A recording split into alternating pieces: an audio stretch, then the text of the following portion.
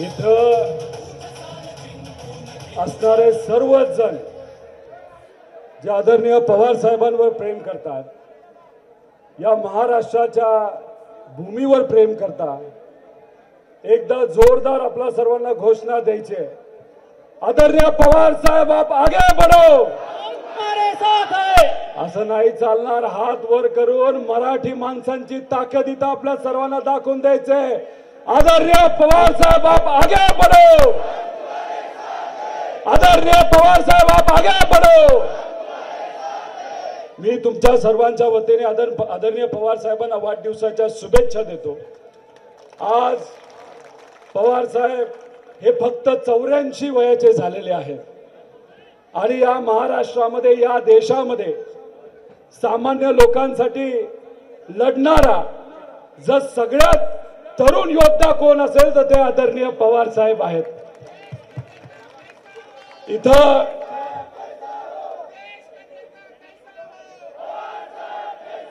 उपस्थित असणारे आदरणीय पवार साहेब, संजयजी राऊत साहेब, जयंत पाटील साहेब, पृथ्वीराज बाबा चव्हाण साहेब, एकनाथरावजी खडसे साहेब, बाळासाहेबजी थोरात, जितेंद्र आव्हाड साहेब, अमोलजी कोले, अनिलजी देशमुख साहेब, ज्यांनी या नियोजनामध्ये अतिशय महत्त्वपूर्ण असा वाटा उचलला, ज्यांनी आपल्या सर्वांना मार्गदर्शन केलं, असे अनिल देशमुख साहेब, तसेच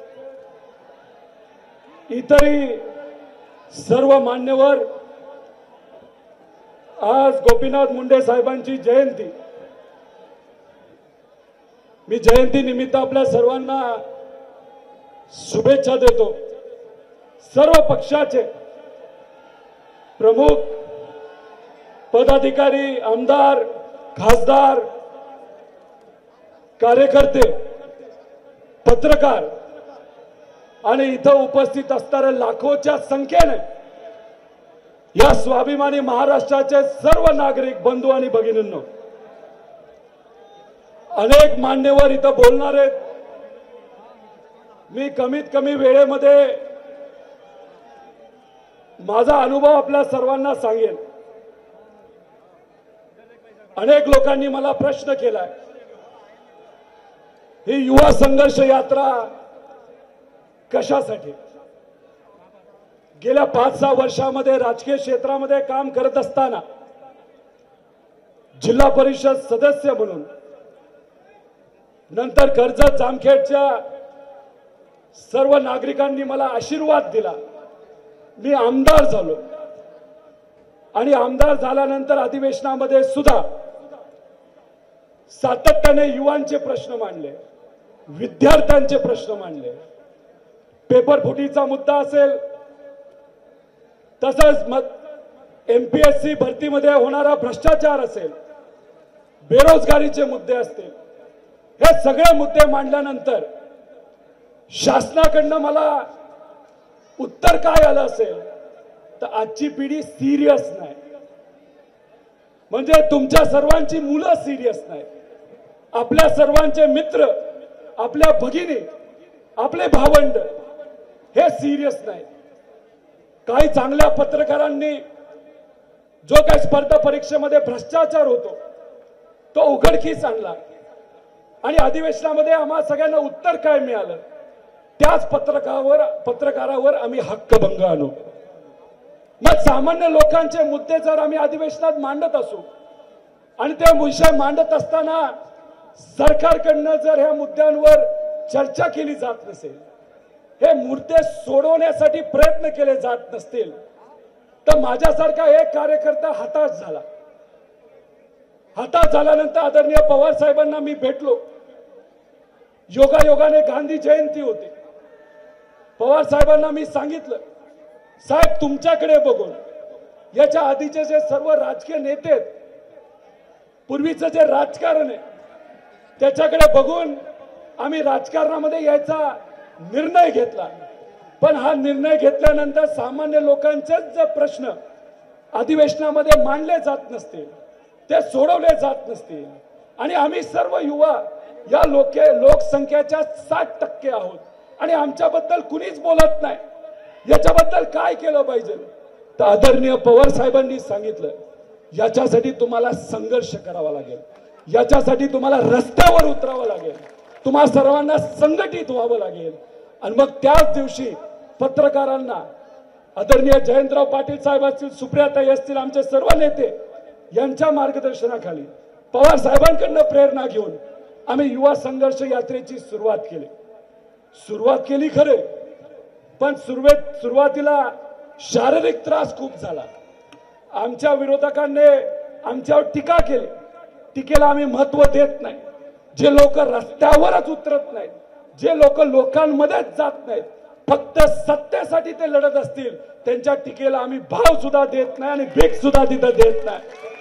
पण सामान्य लोकांमध्ये जाऊन आम्ही जेव्हा यात्रेची सुरुवात केली, सुरुवातीला खूप त्रास झाला.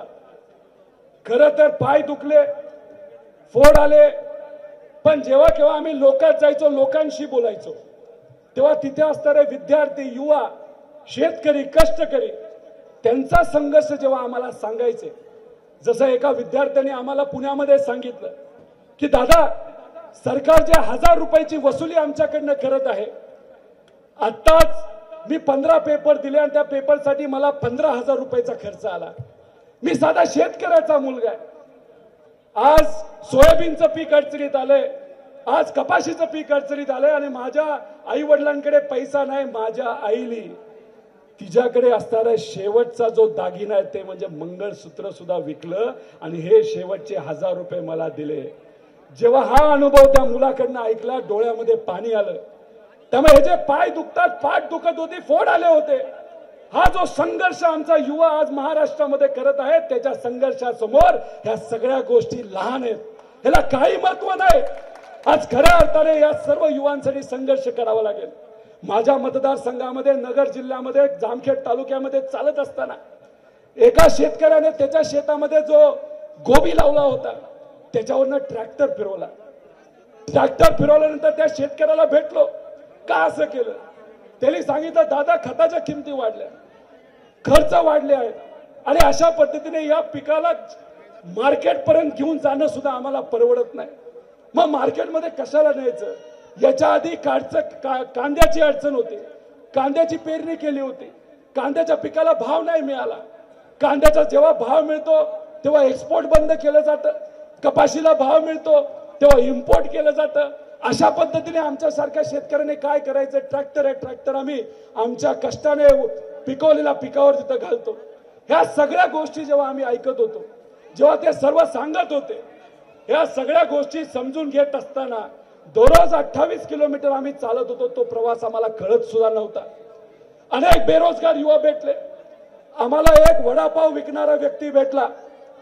त्यांनी तिथं भेटत असताना मला सांगितलं, माझ्या मुलाला मी इंजिनियर केलंय, मी फक्त 4थी पर्यंत शिकलोय आणि माझा मुलगा मी कष्टातून इंजिनियर केला.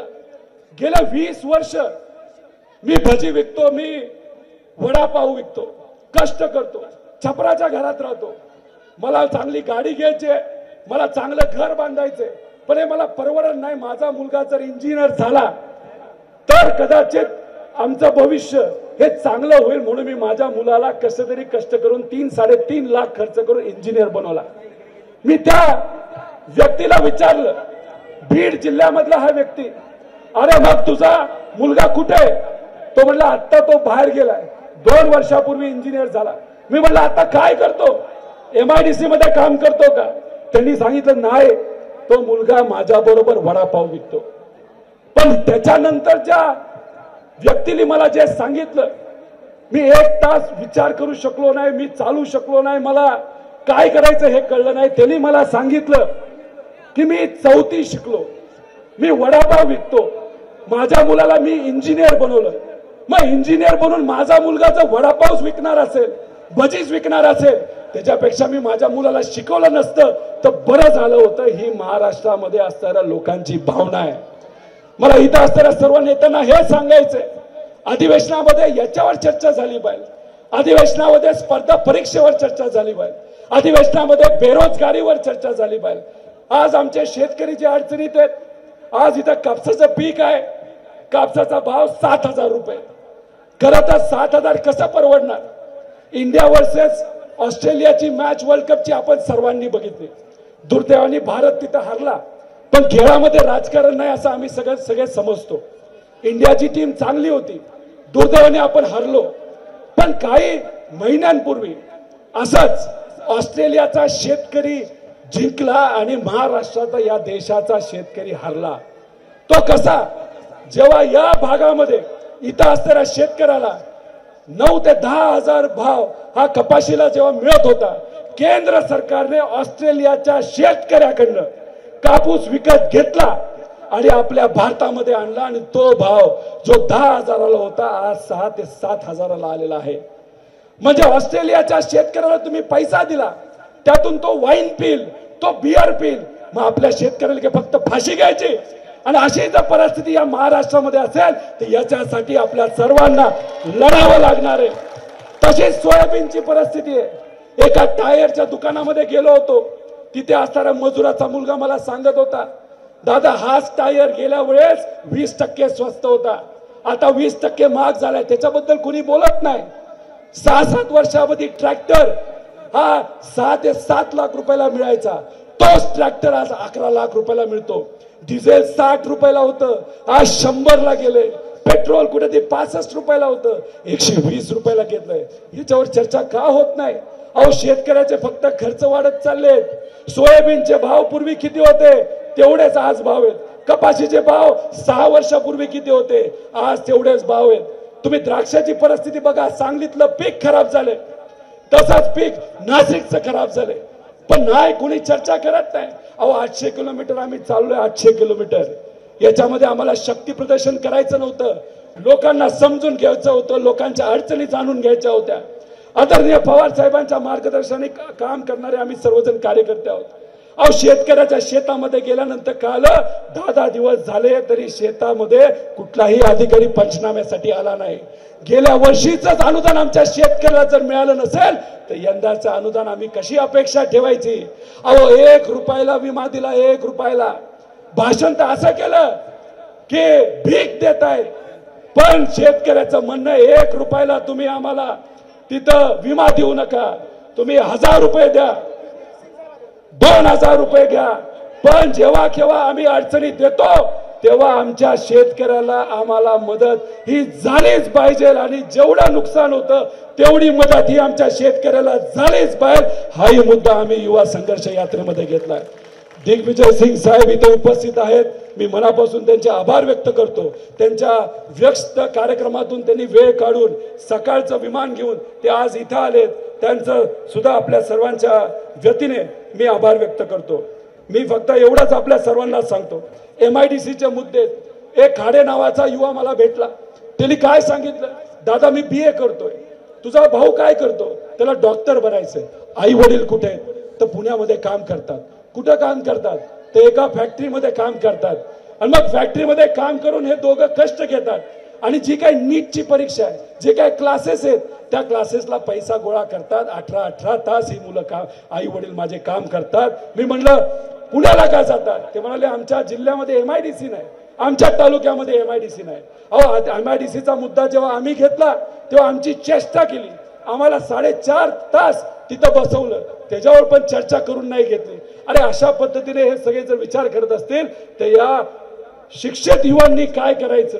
ते ह्यांचे मुद्दे कुठेतरी अधिवेशनात यावेत. आणि हा जो खाडे नावाचा मुलगा आहे, ही जी गोष्ट आहे ती खरी गोष्ट आहे आणि ती एकट्याची नव्ह, महाराष्ट्रातल्या हजारो लाखो युवांचा हा विषय आहे.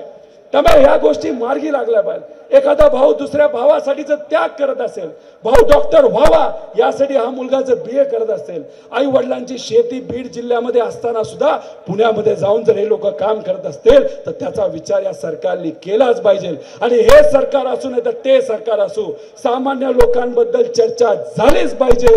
मुद्द्यावर हे बोललंच गेलं पाहिजे, युवांच्या बद्दल बोललंच गेलं पाहिजे, युवांच्या अडचणी या सुटल्याच पाहिजे असं आमच्या सगळ्या युवांचं मत आहे.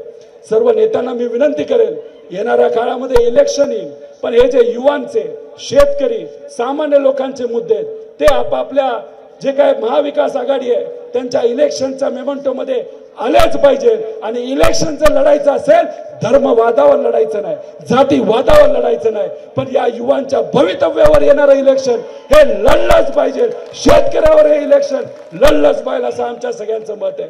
जाता जाता फक्त मी एवढंच सांगेन की आम्ही काही पत्र या राज्य सरकारला सकाळच्या दिवशी दिलेले आहेत. सकाळच्या वेळेस त्यांच्या ऑफिसमध्ये ते पत्र गेलेली आहेत. काही पत्र इथं सुद्धा आणलेली आहेत. इथं सर्व अधिकारी आहेत, पोलीस यंत्रणा आहे. मला पोलीस यंत्रणेला विनंती करायची आहे, मुख्यमंत्री साहेबांकडे पत्र गेले, उपमुख्यमंत्री दोन्ही, एक नाही दोन दोन उपमुख्यमंत्र्यांकडे पत्र गेलेली आहेत. आम्ही जे काय 800 किलोमीटर अनुभवलं, जे काय सामान्य लोकांच्या अडचणी आहेत त्या सर्व अडचणी आम्ही त्या पत्रामध्ये लिहिलेल्या आहेत. माझ्यानंतर अनेक नेते बोलणार आहेत. पुढचे 1-1.5 तास भाषण हे सर्व नेते करतील. त्यामुळे ती पत्र त्या कार्यालयामध्ये पोहोचली असतील. खरं तर इथं काही गोष्टी आम्ही घेऊन आलो आहे आणि बैलगाडीमध्ये आम्ही अनेक पुरावे घेऊन आलोय सामान्य लोकांच्या अडचणीचे. आम्हाला निवेदन आली आहेत, कम्प्युटर ऑपरेटरचे निवेदन आहेत, आरोग्य कर्मचाऱ्यांचे निवेदन आहेत, पेन्शनचे सर्व कार्यकर्ते जे प्रयत्न करत ते नियोजन आहे, शेतकऱ्यांचे. तर मला विनंती करायची, मला आपल्या सर्वांना विचारायचे की ही सभा झाल्यानंतर हे जे सरकार आहे, जे झोपेचं सोंग घेतलेलं आहे, त्या सरकारकडे, अधिवेशनाकडे मी जाणार आहे. मी तुमच्या सर्वांच्या अडचणी घेऊन जाणार आहे. इथे असणारे जे सर्व नेते आहेत ते जाणार आहेत. इथं असणारे प्रत्येक आमदार जाणार आहेत. मला आपल्या सर्वांना विचारायचं आहे की आपल्या मागण्यांची दखल या राज्य सरकारने जर नाही घेतली तर हे जी सभा आहे, ही सभा झाल्यानंतर तुम्ही सुद्धा अधिवेशनावर येणार का? येणार का? आमच्या मागण्या या सर्वसामान्य लोकांच्या आहेत. अधिकाऱ्यांनी जो संदेश मंत्र्यांना द्यायचा आहे तो द्यावा. आम्ही हे भाषण उस्तर इथं वाट बघू, पण भाषण गेल्यानंतर इथं जर सरकारकडनं कुणी नाही आलं आणि आमच्या मागण्यांची दखल नाही घेतली तर आम्ही सर्वजण इथून अधिवेशनापर्यंत जाणार आहोत आणि या सामान्य लोकांच्या अडचणी सोडवण्यासाठी तिथं प्रयत्न करणार आहोत. त्यामुळे हे जे लोक आहेत, हे जे सामान्य लोक आहेत, त्यांनी आम्हाला प्रेम दिलं. जेव्हा कापसाचा प्रश्न आम्ही समजून घेणार, कापसाचा मुद्दा समजून घेण्यासाठी आम्ही जेव्हा शेतात गेलो होतो, त्या शेतकऱ्यांनी तिथं असणारे जे काही महिला असतील, पुरुष असतील, तिथं वडीलधारी होती, त्यांच्याकडे फक्त 5 जणांचं जेवण होतं. 5 जण तिथं काम करत होते. प्रेम बघा या महाराष्ट्रामध्ये किती आहे. त्यांनी डबा फक्त 5 लोकांचा होता आणि आम्ही त्या 5 लोकांबरोबर अतिरिक्त 3 ते 4 संदीपया क्षीरसागर सुद्धा होते. तिथं त्यांच्याशी चर्चा केली, त्यांचं दुःख समजून घेतलं, कपाशीच्या भावाबद्दल ते बोलले. जी विहीर त्यांना अनेक वर्ष करायची होती, आजपर्यंत विहीर त्यांना करता आली नाही. ह्या सगळ्या अडचणी समजून घेतल्यानंतर आम्ही निघालो होतो. त्या मावशीने आम्हाला थांबवलं आणि त्या मावशीने सांगितलं, दादा जेवल्याशिवाय जाऊ नको, हे महाराष्ट्रातल्या लोकांचं प्रेम आहे. मी त्यांना सांगितलं, अहो आम्ही खाल्लं तर तुम्हाला पुरणार नाही. त्यांनी म्हणाले की तू जास्त बोलायचं नाही, तू माझ्या मुलासारखा आहे. माझा मुलगा जर इथं असता आणि त्याला जर मी सांगितलं असतं की जीवन जा, तर तो जीवन गेला असता. त्यामुळे आई सांगते म्हणून ऐक, इथं बस आणि तू जेवल्याशिवाय जायचं नाही. हे महाराष्ट्रातल्या लोकांचं प्रेम आहे आणि ही महाराष्ट्र लोकांची जिद्द आहे. ज्या ज्या लोकांना भेटलो कुणीही रडलं नाही, कुणीही म्हणलं नाही की आम्ही काहीतरी हे करू ते करू. त्यांची फक्त विनंती होती, आमच्या अडचणी सोडवा. कुणी जातीभेदाचं बोललं नाही, कुणी सांगितलं नाही धर्मभेदाचं. त्यांनी फक्त विनंती केली, आमच्या अडचणी सोडवा. अहो राजकारण हेच असावं. धर्मवादाचं राजकारण नको, जातीवादाचं राजकारण नको. आपल्याला राजकारण पाहिजे असेल तर या गरिबाच्या अडचणी, या युवांच्या अडचणी, या शेतकऱ्याच्या, कष्टकऱ्याच्या, वडीलधाऱ्याच्या, माता भगिनींच्या अडचणी आपल्याला सोडवायचे. आणि ज्या सरकारच्या योजनेत त्या शेवटच्या घटकापर्यंत 1 रुपया सुद्धा अतिरिक्त न देता ह्या कशा जातील, यासाठी येत्या काळामध्ये आपल्याला प्रयत्न करायचे आहेत. आणि हे प्रयत्न आपण सर्वजण एकत्रित करू. अनेक मुद्दे आहेत, अनेक विषय आहेत, पण मराठी माणसांची जिद्द ही अतिशय भक्कम आहे, घट्ट आहे. कारण का मराठी माणूस कधी घाबरत नाही आणि मराठी माणूस दिल्ली समोर काली झुकला नाही आणि उद्याही झुकणार नाही. आणि या आपल्या स्वाभिमानासाठी महाराष्ट्राच्या हितासाठी आपल्या सर्वांना लढायचंय। या इलेक्शन मध्ये काही लोक जाती जातींमध्ये तेढ निर्माण करण्याचा प्रयत्न करतील।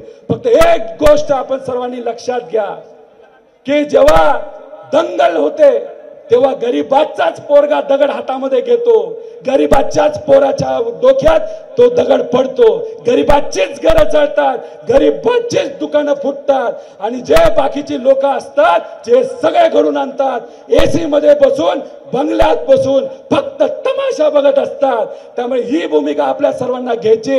जे लोक फक्त विकासाबद्दल बोलतील, जे लोक फक्त आपल्या स्वाभिमानाबद्दल बोलतील त्यांचीच बाजू येत्या काळामध्ये आपल्या सर्वांना घ्यायची आहे। त्यामुळे हे भाषण झाल्यानंतर सरकारकडनं जर प्रतिनिधित्व करण्यासाठी कुणी इथं आलं नाही, आपल्या मागण्याची दखल घेतली नाही तर इथून थेट आपल्याला तिथं जायचंय, अधिवेशनावर जायचंय, धडकायचं आहे। आमच्या मागण्या पूर्ण करा,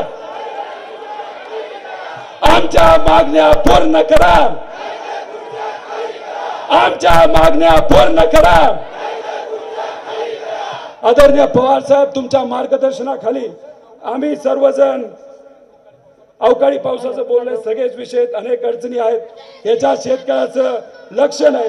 फक्त एवढंच आपल्या सगळ्यांना म्हणतो की आदरणीय पवार साहेब या वयामध्ये सुद्धा आपल्या सर्वांसाठी लढत आहेत, हे सर्व नेते लढत आहेत।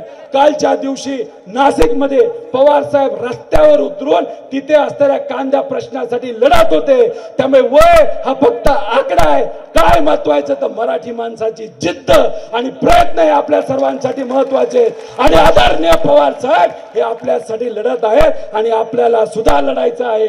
पूर्वी असं म्हणलं जायचं की फक्त लढ म्हणा, मग आम्ही लढायला सुरुवात करायचो। साहेब तुम्ही लढ म्हणा, हे अजिबात तुम्ही काय बोलू नका, तुम्हाला बघितल्यानंतरच आम्हाला लढण्याची प्रेरणा मिळते आणि तुम्हाला बघितल्यानंतरच या महाराष्ट्राच्या स्वाभिमानासाठी आम्ही सर्वजण लढू, एवढंच या ठिकाणी सांगतो। तुम्ही एवढ्या मोठ्या संख्येने इथं आलात, हा जो जोश आहे, हा जो जोश आहे तो कायम आपल्याला ठेवायचा आहे।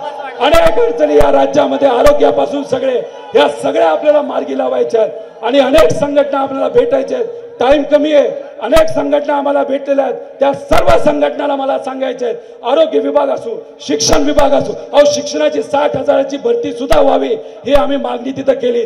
शाळा बंद करण्याचा विचार तुम्ही जर करत आहात, गरीबाची आणि बहुजन समाजाची पोरं हे शिक्षणापासून वंचित राहण्यासाठी काही लोक जिथे ते प्रयत्न करत आहेत, तुम्ही कितीही प्रयत्न करा पण आम्ही आमच्या शाळा बंद करून दिला नाही आणि शिक्षक भरती ही झालीच पाहिजे, आरोग्य कॉन्ट्रॅक्ट कर्मचाऱ्यांचे विषय सुटलेच पाहिजेत। आणि या सगळ्या मुद्द्यांवर आदरणीय पवार साहेबांच्या मार्गदर्शनाखाली आणि या सर्व नेत्यांच्या मार्गदर्शनाखाली आणि तुमच्या सर्वांच्या साथीने आम्ही लढणार आहोत। ही सभा होऊस तर आपल्या सर्वांना इथंच राहायचंय, बघूया सरकार आपल्या मागणींबद्दल काय करायचंय। त्यामुळे कुणीही काही करू नका, आपण एक मागण्यांचं बैलगाडी ही मागच्या तिकडे ठेवलेली आहे, नंतर ती बैलगाडी घेऊन आपल्याला अधिवेशनामध्ये जायचंय। त्याच्यामध्ये तुमच्या सगळ्यांच्या मागण्या घेतल्यात, त्यातल्या काही मागण्या इथं आहेत, बाकी मागण्या तिथं आहेत। त्यामुळे शेवटपर्यंत आपण सर्वजण राहूया आणि सरकार आपल्या मागण्यांबद्दल काय करते हे आपण बघूया। आणि सरकार जर आपलं ऐकणार नसेल तर मग आपण आपली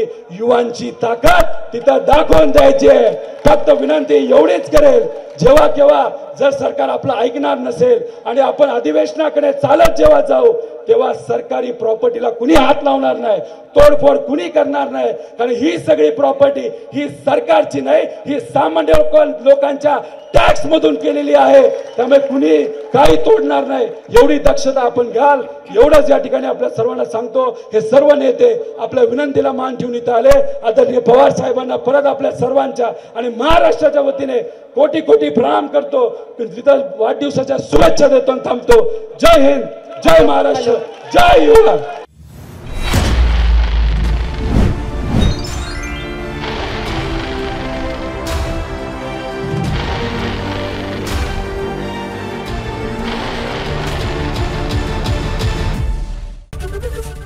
एबीपी माझा, उघडा डोळे बघा नीट।